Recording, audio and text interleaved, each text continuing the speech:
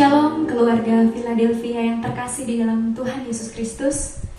Hari Kamis kemarin kita sama-sama telah merayakan dan memperingati hari kenaikan Tuhan Yesus Kristus sebagai bukti karyanya bahwa Tuhan akan datang kembali menjemput kita untuk kita dibawa masuk, naik ke rumah Bapa. Saat malam hari ini di tengah COVID, suasana yang tidak menentu, tapi biarlah kita akan mengimani firman Tuhan yang mengatakan bahwa kita akan membawa mesbah tabut Allah, pondok Daud itu dihidupkan kembali di dalam setiap keluarga kita. Ketika tabut Allah dibawa, maka kita percaya bahwa ada hal yang baik yang selalu Tuhan berikan melalui situasi seperti ini. Untuk itu, mari kita akan memulai doa pencurahan Roh Kudus yang saat ini berbeda, tetapi biarlah kuasa Tuhan, Dia Allah yang omnipresent, yang akan datang dan ada di dalam setiap kita.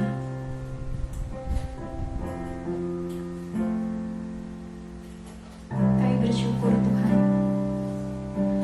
bila Roh-Mu bekerja, tak ada satupun menahannya. Pribadi yang agung dan mulia tercurah bagi hati yang terbuka. Bila Roh-Mu berkarya, hati yang keras dilembutkan. Tak ada yang sanggup menahannya. Kuasa-Mu bekerja.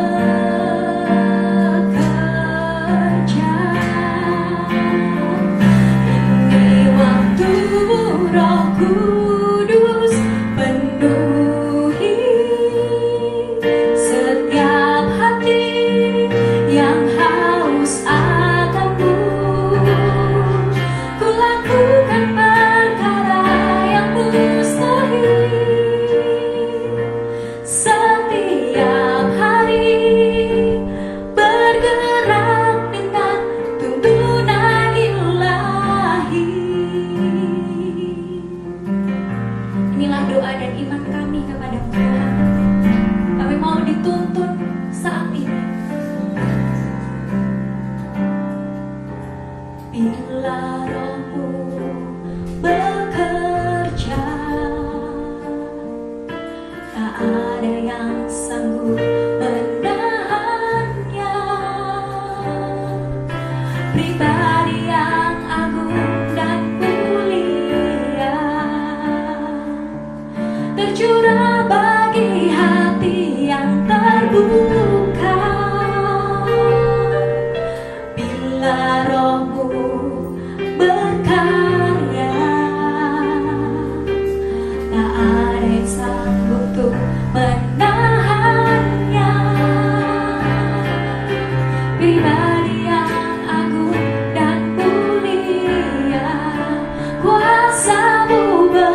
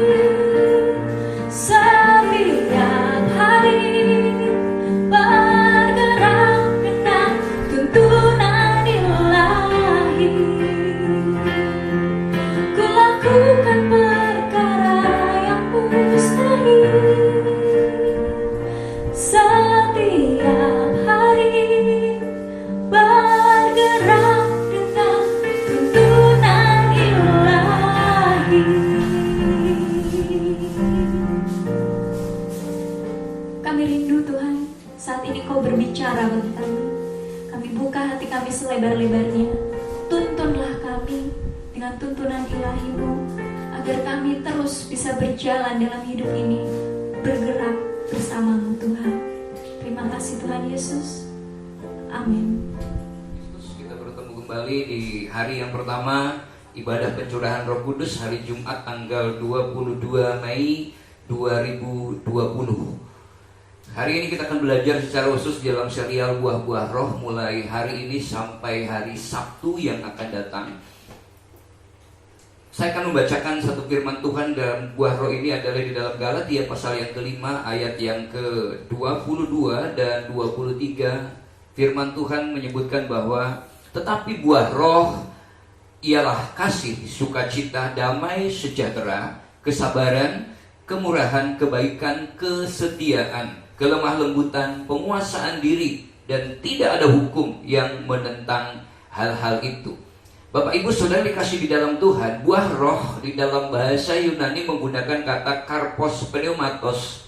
Artinya buah roh yang bukan hanya sekedar memiliki arti buah roh saja, tetapi sebenarnya di dalam ayat ini Alkitab merangkum 9 sifat yang nyata dari hidup Kristen yang sejati. Bukan hanya sekedar Kristen KTP, Kristen tanpa pertobatan, bukannya sekedar Kristen yang menyatakan ada identitas, atau Kristen yang hanya sekedar pelambang, simbol saja. Dengan di mana-mana kita ada memiliki banyak Alkitab, memiliki banyak gelar, memiliki banyak salib. Tetapi perhatikan di sini 9 sifat atau atribut ini aslinya itu adalah buah yang tunggal. Makanya karpos pneumatos ini merangkum sikap hidup, karena sebenarnya dari ayatnya pertama, ayat itu artinya hanya satu buah yang tunggal, yang menegaskan bahwa ada satu buah yang terdiri dari 9 sifat yang ada. Nah, untuk itu hari ini di sepanjang Alkitab kalau kita belajar, orang-orang yang saleh selalu digambarkan seperti pohon. Pohon yang baik, orang benar yang menghasilkan buah yang benar, yang menghasilkan kebenaran. Jadi bukan hanya sekedar stempel saja atau merek saja. Oh, saya orang benar, saya orang saleh, tetapi tidak menghasilkannya. Nah, penyampaian sifat buah roh ini untuk itu di dalam Galatia, Rasul Paulus atas ilham Roh Kudus menyampaikannya didahului dengan pengenalan akan buah daging yang berdampak dengan kehancuran dan ketidaknyamanan, bahkan semakin menjadi permusuhan dengan Allah. Baru kemudian buah daging disebut sifat yang buruk yang berlawanan dengan buah roh. Nah, disampaikan dalam bentuk pleonasme. Menurut George Kennedy, bahwa penggabungan runtutan kata yang lahir mulai dari dalam hati Rasul Paulus yang diilhami oleh Roh Kudus. Nah, untuk itu Bapak Ibu Saudara yang dikasih dalam Tuhan, perhatikan kenapa kita mau belajar satu demi satu supaya kita bisa paham. Yang pertama, makanya buah roh itu adalah kasih. Kenapa kasih menjadi begitu penting? Sebab firman Tuhan menyebutkan demikianlah tinggal ketiga hal ini, yaitu iman, pengharapan, dan kasih. Dan yang paling besar diantaranya adalah kasih. Kenapa? Karena kasih itu tidak berkesudahan. Mulai dari dunia ini sampai nanti dalam kehidupan yang kekal akan terus bersama-sama. Orang yang mengasihi Tuhan di dalam dunia, maka dia akan bersama-sama dengan Tuhan di dalam kehidupan yang kekal, di dalam kekekalan. Dan kasih inilah yang kemudian juga mampu membuat satu hubungan menjadi langgeng, menjadi awet, menjadi tidak berputus. Seperti halnya kata firman Tuhan, dan di atas semuanya itu, di dalam bagaimana mempertahankan sebuah pernikahan, kenakanlah kasih sebagai pengikat yang mempersatukan dan menyempurnakan. Untuk itulah firman Tuhan di sini, kasih bukan hanya menggunakan kata philia atau eros, tetapi kasih di sini menggunakan kata agape dari bahasa Yunaninya, caritas bahasa Latin, dan love atau charity dalam bahasa Inggrisnya, yaitu kasih yang menunjukkan kehendak hati. Kasih yang menunjukkan kehendak hati yang murah hatinya dan tidak dikuasai oleh keadaan, tidak dikuasai oleh di lingkungannya. yang menginginkan kebaikan orang lain tanpa peduli apa yang orang lain itu lakukan terhadap kita. Jadi kasih agape itu adalah kasih yang ketika mungkin tetangga kita bikin jengkel, tapi bagaimana kita bisa tetap mengasihi. Ketika orang tidak suka dengan kita, maka bagaimana kita tetap bisa mengasihinya. Itu adalah kasih. Pak, ini sulit, memang sulit. Makanya bisa memiliki itu ketika kita dipenuhi oleh Roh Kudus, hidup kita digerakkan oleh Roh Kudus, dituntun oleh Roh Kudus, maka tentu akan menghasilkan buah yang membuat orang terheran-heran kenapa kita bisa tetap mengasihi di tengah-tengah lingkungan yang seharusnya kita tidak bisa mengasihinya. Itulah kasih agape. Mungkin kasih yang kedua adalah kasih agape adalah kasih yang memberi. Artinya memberikan dengan cuma-cuma tanpa mengharapkan balasan dan tidak mempertimbangkan nilai pemberiannya. Tidak hitung-hitungan. Artinya begini, orang memberi dengan cuma-cuma tanpa mengharapkan balasan. Orang memberi tanpa, wah besok kamu harus membalas saya. Orang mau membalas dengan berterima kasih, orang mau membalas dengan doa, atau orang mau membalas dengan mengecewakan, tidak menjadi problem bagi orang yang memiliki kasih agape. Kenapa? Sebab apa yang kita berikan kasihnya itu semata-mata bukan untuk membuktikan kita hebat, membuktikan kita berkuasa, membuktikan kita memiliki segala sesuatunya, tetapi untuk membuktikan bahwa Yesus ada di dalam kehidupan kita, Roh Kudus yang memimpin kehidupan kita. Agape lebih merupakan pilihan. Saudara perhatikan di sini, agape itu suatu pilihan daripada philea. Pilihan kita. Saudara, orang mau bahagia, orang mau bersyukur atau tidak itu kan pilihan. Bukan karena lingkungan. Orang mau tersenyum itu pilihan, orang mau mengasihi itu pilihan. Sebab ada orang baik, kalau tidak pilihan, orang senyum dengan kita, kalau nggak punya kasih, kita juga akan curiga kepada orang itu. Tetapi bagi orang yang mengasihi, kata kasih agape itu adalah suatu pilihan yang merupakan kasih yang menunjukkan keinginan daripada emosi. Karena saya rindu untuk mengasihi, membuktikan kasihnya Tuhan bekerja, Roh Kudus bekerja, maka itu pilihan bukan dituntut oleh karena keadaan di sekitarnya, bukan karena kebaikan orang lain, bukan karena orang lain baik dari kita, tetapi semata-mata pilihan bagaimana saya rindu membuktikan kasih Allah itu nyata di dalam kehidupan kita. Agape itulah maka dibuktikan oleh kasih Allah yang tanpa pamrih ke dalam dunia ini. Di saat dunia semakin jahat, Allah selalu mengirimkan para nabi, dan sampai akhirnya mengirimkan anaknya yang tunggal. Supaya apa? Supaya setiap orang yang percaya tidak binasa, melainkan beroleh hidup yang kekal. Dan kasih agape itulah yang sudah dilakukan oleh Yesus. Di saat kita sedang berdosa, di saat kita sedang tidak ada seorang pun yang benar, Yesus menunjukkan kasihnya. Dia melakukan kenosis, pengosongan diri untuk datang ke dalam dunia ini. Supaya apa? Karena dia tahu manusia tidak mungkin menebus kebaikan ke surganya dengan kebaikannya, dengan perbuatan baik. Karena Alkitab mencatat perbuatan baik seperti kain lara.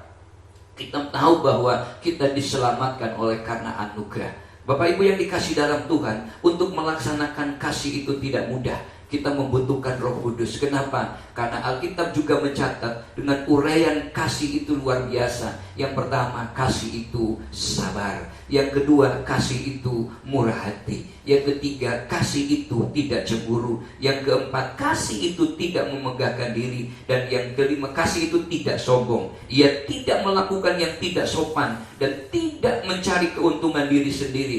Ia tidak pemarah dan tidak menyimpan kesalahan orang lain. Ia tidak bersuka cita karena ketidakadilan, tetapi karena kebenaran. Ia menutupi segala sesuatu, percaya segala sesuatu, mengharapkan segala sesuatu, sabar menanggung segala sesuatu, dan kasih itu tidak berkesudahan. Saudara yang dikasihi di dalam Tuhan Yesus Kristus, makanya di dalam kebenaran firman Tuhan tentang kasih itu, perjanjian baru mencatat kasih itu adalah kasih yang bertingkat, dari kasih terhadap sesama, lalu kemudian kasih kepada semua orang. Agape itu adalah mengasihi kasih yang tanpa pilih kasih, tanpa memandang muka, mengasihi semua orang. Dan itu harus terus dibangun, tidak seperti orang membalik tangan. Ada satu proses untuk sampai kepada tingkatan bagaimana kita memiliki kasih agape yang tertuju kepada kasih semua orang. Dan 2 Petrus ayat 1 mengatakan, justru karena itu kamu harus dengan sungguh-sungguh berusaha untuk menambahkan kepada imanmu itu kebajikan. Kepada kebajikan itu adalah pengetahuan, kepada pengetahuan adalah penguasaan diri, dan kepada penguasaan diri adalah ketekunan, dan kepada ketekunan adalah kesalehan, dan kepada kesalehan kasih akan saudara-saudara. Perhatikan di sini di bagian terakhir, dan kasih dan agape kepada saudara-saudara itu adalah kasih akan semua orang. Tuhan Yesus memberkati. Kita akan terus berdoa masing-masing keluarga, menaikkan pujian penyembahan kepada Tuhan. Dan saya berharap setelah ini kemudian masing-masing keluarga ada yang memimpin di dalam pujian penyembahan, supaya semua menikmati hadirat Tuhan, indahnya bersekutu dengan Tuhan.